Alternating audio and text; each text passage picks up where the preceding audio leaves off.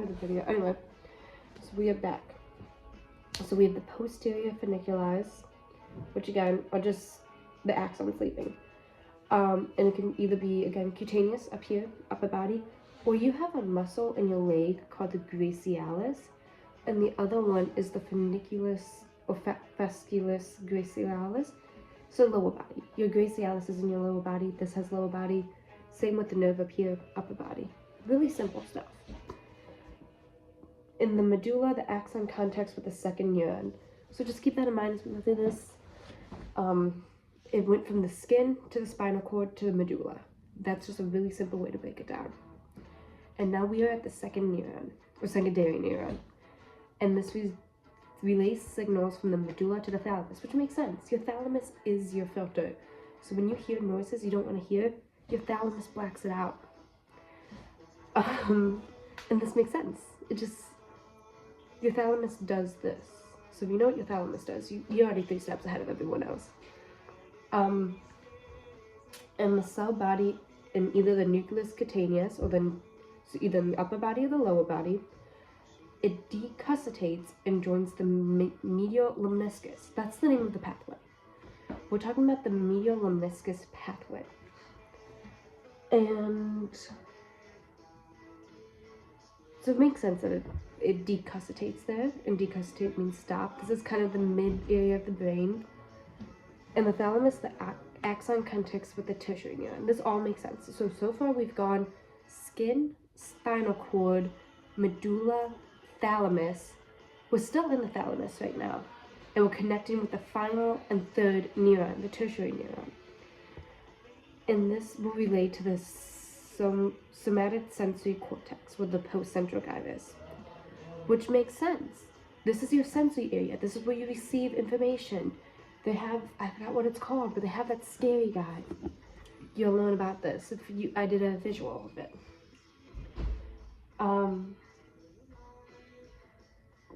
So yeah, real simple stuff here. Just to speed run through this again. To talk about the medial lemniscus pathway, or the posterior funiculus, you go from skin to spinal cord,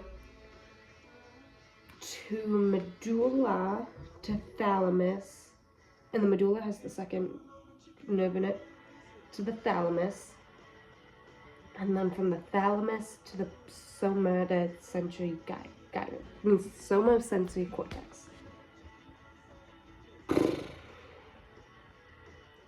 And then we go back into paired cell locations, and this isn't as important, but just so you know, axons are in the spinal cord tract, cell bodies are in the ganglion, spinal cord horns, or brain gray matter.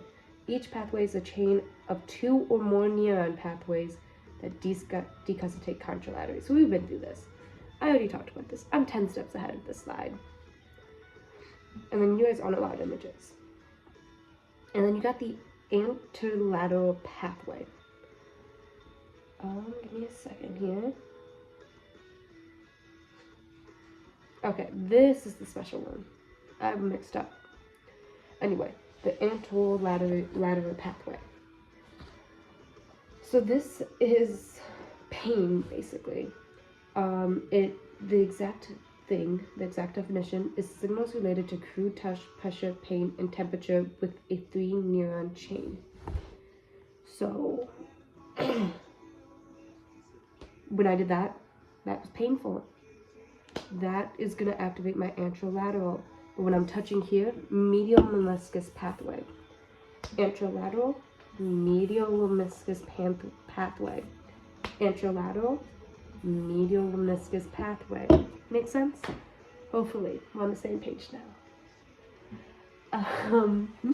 Now we have the primary neuron. Again, back to that first one. This is always going to be skin to spinal cord. The big difference in between these pathways is where it's going to decuscitate at. So with the last one, it decuscitated at the medulla, did I say? No, at the medial lemniscus, because that's what the pathway is called. And this is in the thalamus. So then we're going to hop down here.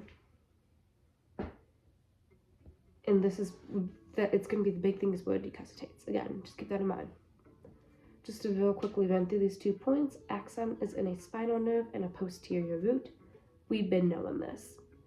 axon contacts a secondary neuron in the spinal cord posterior horn.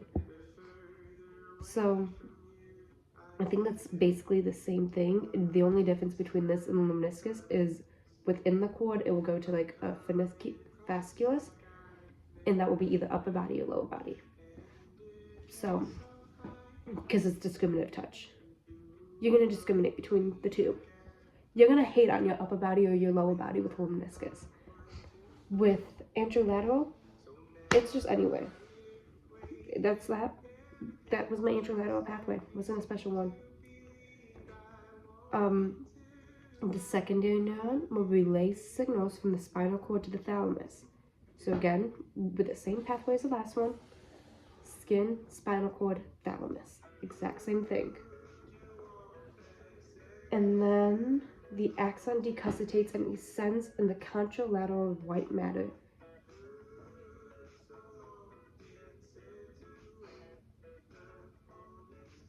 So this also has another track called the lateral spinothalamic tract. And this is just where it decusitates. That's all you need to know. It basically, if you know, decusitates, we're in sensory, so it's ascending in the contralateral white matter. So, one more time, the anterolateral decusitates in the contralateral white matter. Again, it's in the name. Anterolateral, contralateral, lemniscus pathway, lemniscus, medial lemniscus. It's in the name where they decuscitate.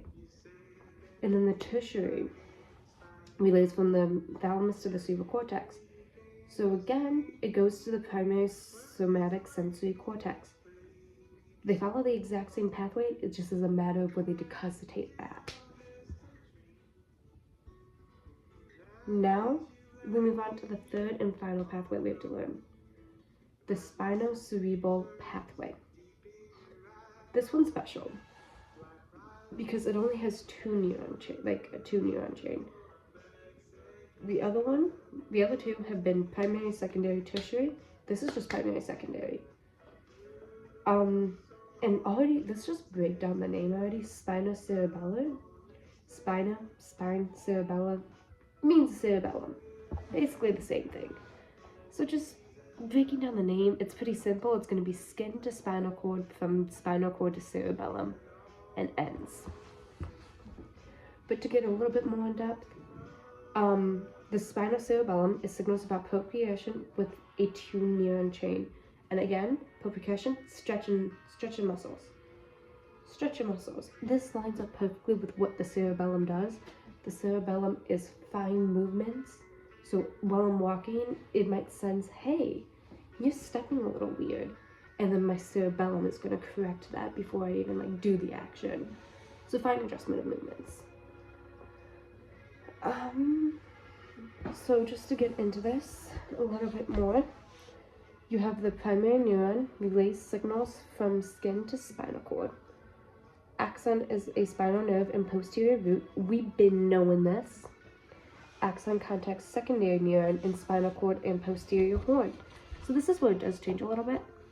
The axon contacts secondary neuron in spinal cord, and is just a sexual change? I think this is the same. It's the same. I lied. I like lying. Secondary neuron relays signal from the spinal cord to the cerebellum. So in the past ones, we've been going from skin to spinal cord to medulla to thalamus. Which, this makes sense if you think about it, because the medulla oblongata and the cerebellum are both in the brain, near the brainstem. Cerebellum is its own part. It's not part of the brainstem, just to clarify. Cerebellum is right here. And it makes sense because they kind of just are near each other. Quick pathways, the medulla, and then to the thalamus. This one is just straight to the cerebellum. And then this relates some secondary neurons, axons cross, while others remain ipsilaterally. So this one, if you see spinocerebral pathway, just know it's special. It's ipsilaterally. It has two neurons. It's just a special little guy. Axon ascends in either the anterior cerebellum tract or the posterior cerebellar tract. onto axon contact cell within the cerebellum. So just, there's two tracks it can go on, either anterior or posterior. Either way, it's all about the P word. Stretch your muscles. I don't know which more to tell you about it. Okay, now we're back to motor pathways, which again are descending. They leave the body. Sensory are ascending. They go closer to the body. So just keep in mind, motor pathways, I've been through this, but we're going to talk about it again. Control of factors such as skeletal muscles. So allows me to do this, a little dance. It's all because of my motor pathways. Most of the time, these are going to be coming from the lateral and anterior horn. And I've been through this, so I might have to correct myself on this. But the anterior is somatic and the lateral is visceral. That's autonomic. There you go. Oh my god. Start in the brain and include at least 2 neurons. So everything is 2 neurons or more. Even the cerebellum that is special, the spinal cerebellum that is special, it ain't that special because it has 2 pathways. It may be ipsilateral and it may be the only sensory with 2 pathways, but it still follows this rule. So then you got upper, like I said, you have upper and lower neurons. And keep in mind this is descending, so it makes sense that you're going upper to lower. And this is in the primary motor cortex. Cerebral nucleus or brainstem nucleus contacts the lower motor neurons. Functionally, this neuron is an interneuron or association neuron. So that's just also something to keep in mind, is lower motor neurons functionally are interneurons, but we call them motor neurons. And interneurons, with a bad definition, but a simple definition, is they kind of do both functions. I kind of say they communicate between the two, because it's a better way of putting it, but it's still a bad definition. Do not write that on your test. For motor pathways now. So these are direct pathways.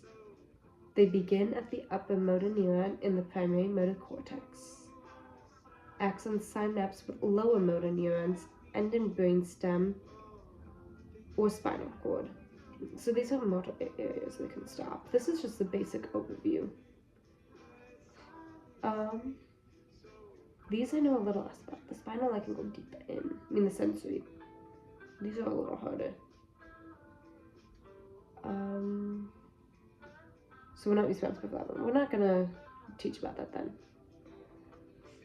Alright, so this is the tracks they have. So keep in mind, it begins at upper motor neurons and lower motor neurons. It can either end in the brainstem or the spinal cord.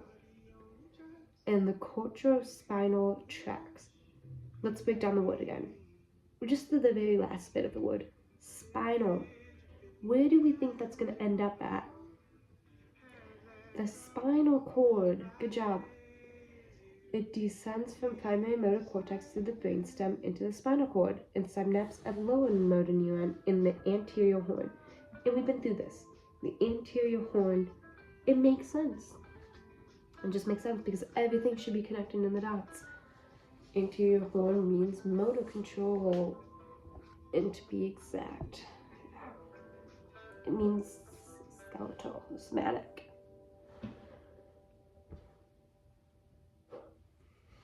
So it makes sense. We're in the spinal cord and it leads through that. Anyway, now we break down the cortical spinal tracts. Just a little bit more. We got lateral and anterior. The lateral decussates at the medulla's pyramids. So that's all right back here. Oh, that's what that question was asking about. I couldn't figure out for the life of me. I even raised my hand and asked. Couldn't figure it out. I just put something down because it was by the hypoglossal. I was wrong. Anyway. upper motor neuron axons decussatate at the medulla's pyramids. And then the axons contact with lower motor neurons. And the lower motor neurons innervate limb muscles for skilled movements. Makes sense. I don't know. I don't know how to put more into this to explain it better. You just gotta know sometimes. And the anterior cortical tracts, upper motor neurons decussatate at the level of spinal cord segment and contact interneurons of or lower motor neurons. So the big difference is, again, where they decussatate. The lateral medulla's pyramids, anterior is the level of spinal cord segment, which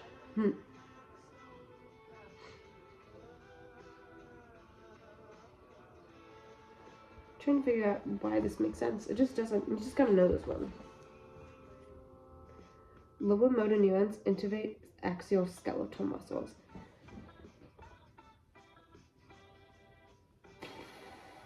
Axial. Oh my gosh. Okay, I guess that kind of makes sense when you look into it. So you have, when you break down skeletal muscles or skeleton in general, you're going to break it down into what are the two terms we use.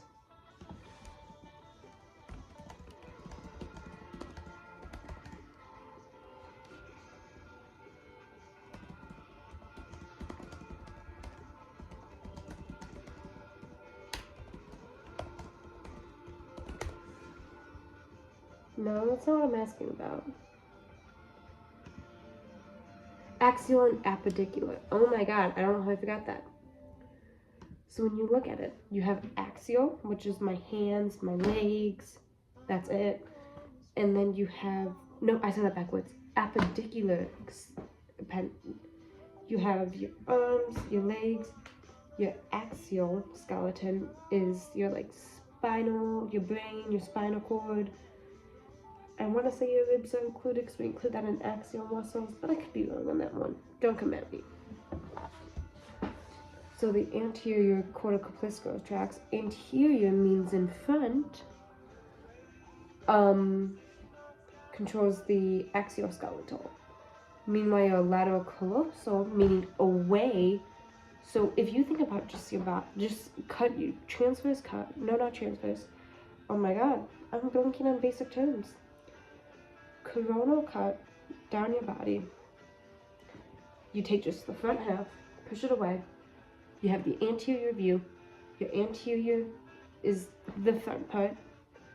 And then the lateral would be, your arms are more lateral to everything axial here. I don't know, it's a way to memorize it. And then if you know that lateral is limb muscles or appendicular muscles, you know it's going to decussate the medulla's pyramids. Because, yeah, it just makes sense if you know more. Anterior the anterior, you know it's going to decussatate at the, it doesn't need to go as far. So it's going to decussatate a little sooner, a little later, at the level of the spinal cord.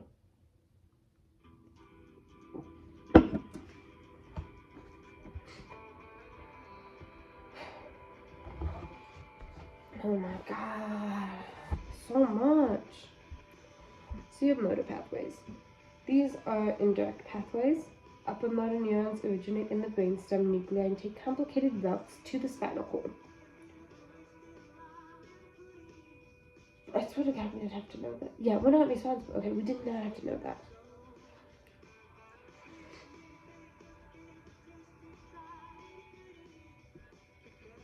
And then we have a little picture that kind of explains the difference. So we're going to go through this one more time. We're going to speed run it though. So we got the lemniscus motor pathways. This is a sensory pathway. We got the, I'm not going to say that right because I'm going to say the motor one on accident. No, I was going to say it right. The anterolateral pathway. This decussates at the contralateral of the white matter. And then you have the spinal cerebellar, that is special. It is ipsilateral, and it has 2 neurons. Again, that was just a really quick review. Because the majority of the pathways is skin, and then lemniscal is fine touch, anterolateral, pain. And the spinocerebellum is percussion with a 2-chain neuron. And then you have the contraspinal, which again, break it down, it's within the spinal cord, it's motor. And then you have the lateral and anterior. Makes sense once when I went through all that.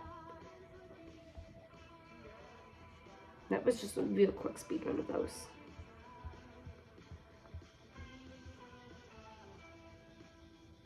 Bah, humba, more.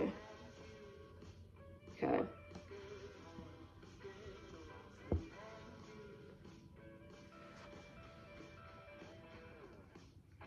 I'm gonna get you out of here. Do we need to know about these? You have the posterior and anterior ramus. These are just basically branches. They innervate what you think they would. The posterior innervates muscles and skin of back. The anterior splits into multiple branches.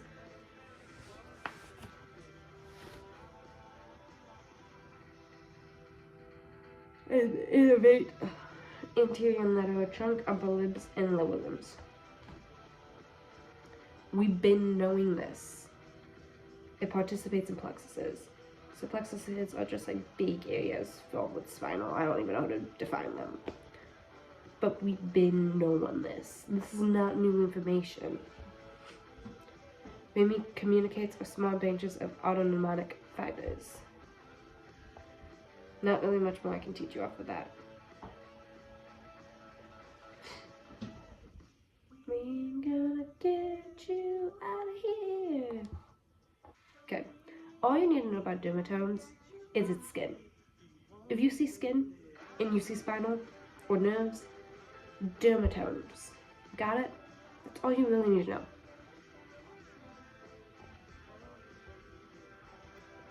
Herpes. You've slide about herpes. Nerve plexuses. Okay, this will give us a better definition. It's like I said, a network of interweaving anterior rami of spinal nerves. So we're on the anterior side, which, like I said, should just make sense because it is the upper limbs, lower limbs, and the trunks. Anterior and lateral trunk. And then you got 4 main plexuses bilaterally. We've been through these: cervical, brachial, lumbar, and sacral plexuses. Most thoracic spinal nerves and nerves S5 to C01, COX-01 do not form plexuses. Individual rami branch repeatedly. Purpose: damage to one nerve. Okay, so basically, if you have damage, the individual rami branching repeatedly is going to help you kind of recover. So you don't just lose the ability to move your arm the moment a nerve is damaged because you have the branching rami repeatedly. You can keep some of that mobility. You're not cooked.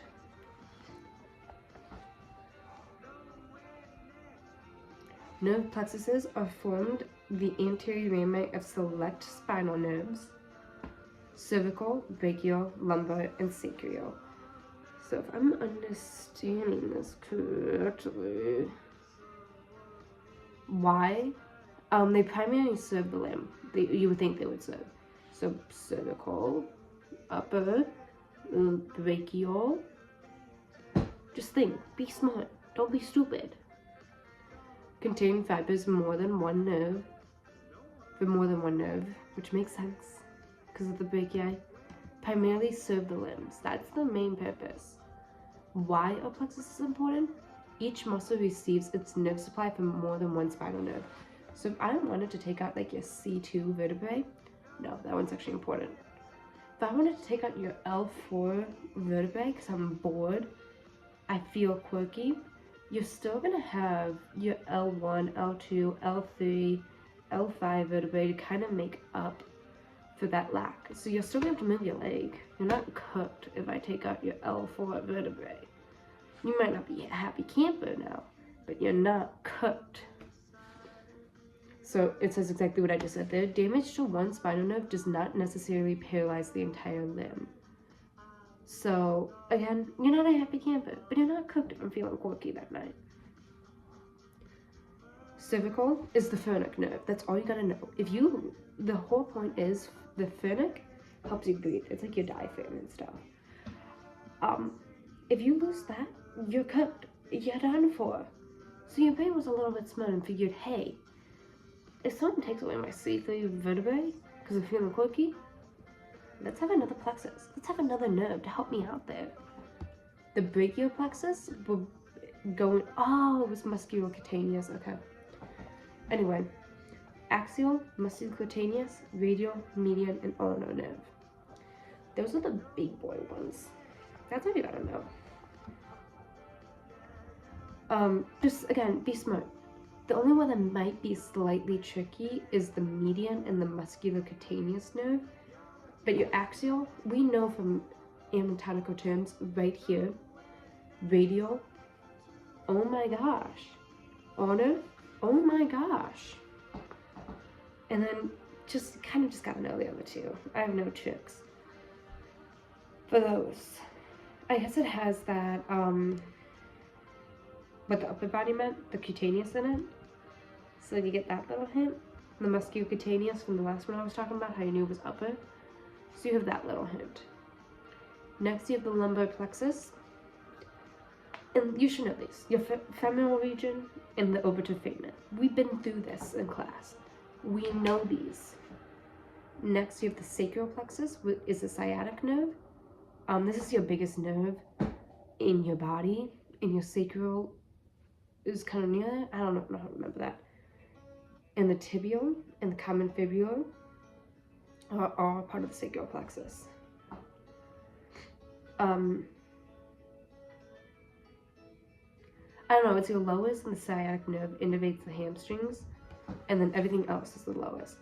So maybe that's the way to remember it. It's like the lowest is the sacral. And then they give you a clinical view. Reflexes. Okay, so reflexes are involuntary responses. If someone's coming to punch me, I'm gonna go. I'm gonna fight back. Is what I'm trying to say here. I like, it's just reflex, instinct. Someone's coming to punch me. Okay. And then a stimulus is required to initiate a reflex. So like I said, I guess a better example would be a flame. A hot flame is right here, and I go, wah, wah. My brain doesn't even process what I did until it's done. That's like a cool little fun fact, and it's amazing to me how the brain works. Its a response is rapid. Like I said, my brain doesn't even know what I did until after I pulled my hand away. I'm programmed, it's always going to be the same. I'm never going to do anything different. If there's a hot flame, I'm not going to feel like, I'm not going to keep my hand here. Always the same reaction. Never different. It's a survival mechanism. So, I don't think about it. I just do it.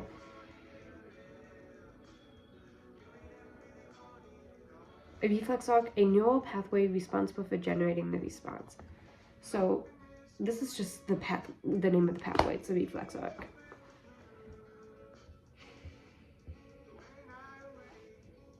Reflexes can vary and be classified in different ways. So just to break these down real quick, it can be spinal or cranial. It's the spinal cord or the brain that reflects the integration center. It can be somatic or visceral. So it can be a skeletal muscle, cardiac muscle, smooth muscle, or gland. Monosynaptic or polysynaptic. Do sensory neurons synapse directly with the motor neuron or the interneurons? Ipsilateral or contralateral? We've been through this. Same-sided or two-sided? Initiated or required? Are you born with it or do you develop the reflex? So pulling my hand away from the flame at birth would be initiated. The punching one is acquired.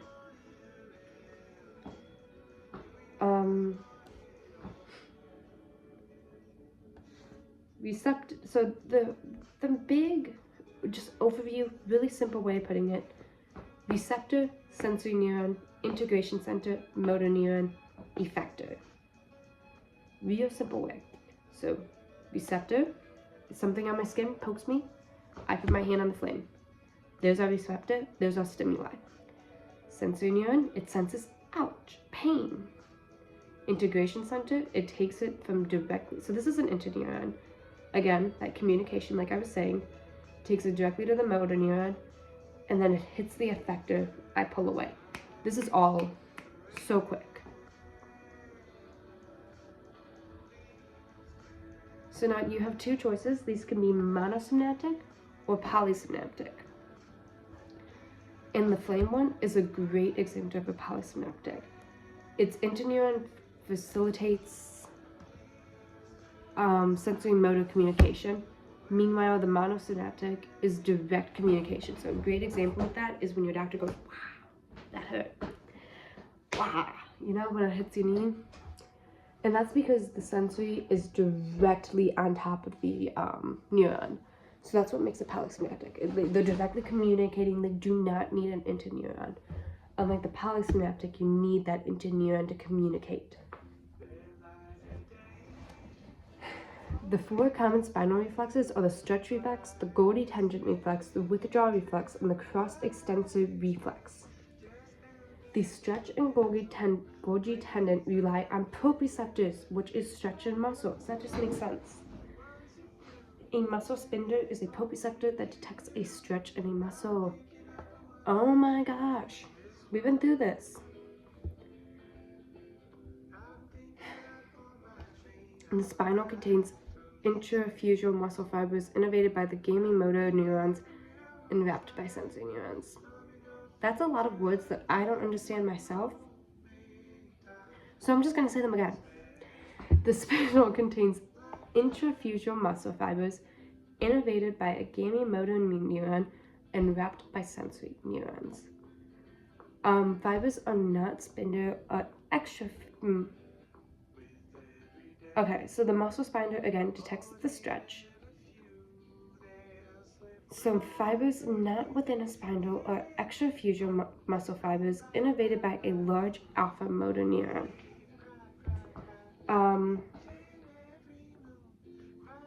Just kind of makes sense. If it's outside the spindle fiber, it's extra.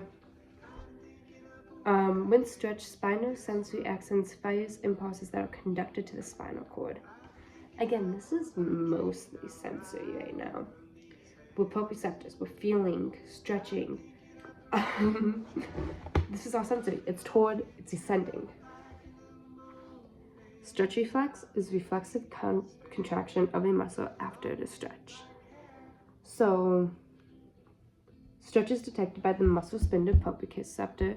We've been through this. Those two words basically are synonyms for each other. I don't know why they put in one big word. When stretched, the spindle's sensory axon fires impulses that are conducted to the spinal cord. Again, sensory, it's going to the spinal cord. In a spinal cord, the sensory axon excites alpha motor neurons of the same muscle, causing a contraction. This is the monosynaptic part. So, these are all extrafusual muscle fibers. Simultaneously, the sensory axon excites an interneuron that inhibits motor neurons of antagonist muscle fibers. This is what makes it a polysynaptic reciprocal inhibition. Again, a lot of words that I don't know how to elaborate them on a little bit more. Inhibition means stop. So if I'm understanding this right, when I turn my back like this, that was not good, correct? That's embarrassing. My body's feeling the stretch, the proprioceptors, and then I turn back. Kind of like that. That isn't a good example because I don't know what's actually going on, but it inhibits the use of that muscle is what I'm trying to get at right there. Your long and black hair. Your long and black hair. Long and black hair. So yeah, muscle spindle detects stretch. The muscle stretch stimulates sensory nerve signals to the CNS. We're going to the sensory. And then in the nerve, the sensory neuron synapses on a motor neuron. So right now this is monosynaptic. and then it's going down to 4. A motor neuron transmits nerve signals to extrafacial muscle fibers, resulting in a contraction of the muscle in response to being stretched. So they're giving an example of the bicep and brachii. And so then the bicep is like the tricep is tensing up as the interneuron synapses with the motor neuron to antagonist muscles, inhibiting muscle contraction. So this is the antagonist, and this inhibits. So if I'm like stretching this way, it's gonna cause me to go like that, basically, is what I think I'm understanding. I don't know, it's simple when looking at it. Hard to explain. I don't blame Dr. Phil now, she's trying. The patellar knee jerk reflex is an example of a stretch reflex. So if they ask for a clinical, the patellar. Just think about it. If you know that's a stretch reflex, it just kind of makes sense. How much time do I got? Hopefully I can finish this before my computer dies. Anyway. The Golgi tendon reflex. This is another stretch one, relying on proprioceptors. Don't be stupid here. This prevents a muscle from contracting excessively. They're giving a leg example, so bear with me. The Golgi tendon organs detect excessive tension. So going back to like inside the muscle, chapter 1, the Golgi apparatus was like a FedEx, I think. Never mind, I'm gonna shut up because I don't know what I'm talking about. Anyway, the Golgi tendon organs detect excessive tension. They are proprioceptors with the sensory ending at the muscle tendon junction. The sensory axons excite interneurons in the spinal cord. This is basically the same thing we're reading in the last one. It goes, except the only difference is all of these are polysynaptic. Stretch, you have a monosynaptic and a polysynaptic. This one, all of them are polysynaptic. So basically, the muscle contraction stimulates sensory nerves that is travel to the CNS. So again, we're going towards the CNS. And then we are in the spinal cord. No, we're not. I skipped a step. So muscle contraction increases tension. And then the muscle contraction stimulates sensory. And then the neurons stimulate interneurons within the spinal cord. Again, all of this is polysynaptic. So interneurons are a communicator. Whenever anything's polysynaptic, they are using interneurons. And then, oh my gosh. They give a lot of 4A's here. Interneuron inhibits motor neuron to muscle. Interneuron stimulates a motor neuron to antagonist muscle. Muscle relaxes and there's a relief in tension. Muscle contracts. So this is just the same thing the last one's saying. It has the antagonist contract. Meanwhile, the synergist in that movement, not the synergist, the agonist in that movement relax. But now it's flip-flopping. So what it's saying, it's having the agonist start to contract. Meanwhile, the muscle relax. This is a some excited interneurons excite motor neurons of antagonist muscle. Reciprocal activation is what I just basically described there. Antagonist muscles contract. Now you have the V-jaw reflex. This is like the one, when you think of reflexes, this is what you're thinking of. You're not really thinking of stretch. You're not thinking of the Golgi tendon or the stretch. I will not have enough battery to finish this. I'm gonna warn you. There's gonna be another break. Pulls a body part away from painful stimulus. So again, withdrawal. Stimulus excites a nociceptor sensory neuron. Do they have an image? They do, okay. Nociceptor sensory neuron that transmits signal to spinal cord and excites interneuron. This is polysynaptic. Back to the polysynaptic.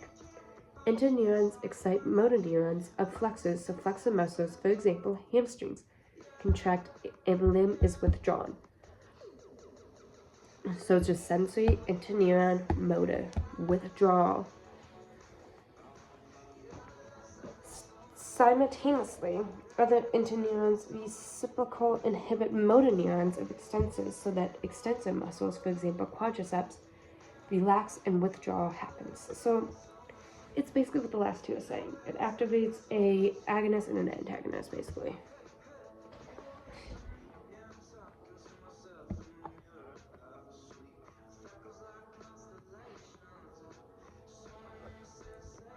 So that's all it's really saying, is it activates some to touch, like move, and then activates the ones that need to be unactivate. So basically this is just me reading off a slide that simplifies it. The withdrawal reflex. Pulls a body part away from a painful stimulus. Stimulus excites a sensory neuron, transmits signal to the spinal cord, and excites the interneurons. Interneurons excite motor neurons of flexors, which contract and limb is withdrawn. Very simple, very easy. Cross-extensor reflex occurs in conjugation with withdrawal reflex. So some interneurons excited by the sensory neurons cross the midline and excite neurons on the other side. So this is going back to that contralateral idea, is how it stops at the midline of the brain. Your left half controls your right half, your right half controls your left half. We've been through this. And this is just kind of playing with that idea a little bit more. So for example, it says left leg is withdrawn, right leg. So it just keeps you balanced. That's all this one is. It kind of is a synergist, for lack of better words, with the withdrawal reflex. So when I pull my hand away, there's other muscles keeping my body aligned and not dying. I think the better example is when Farnell was talking about stepping on that Coke bottle, but I'm sticking with the fire example. Wood.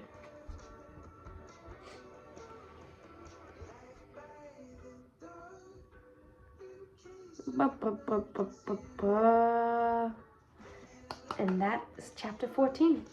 Yippee!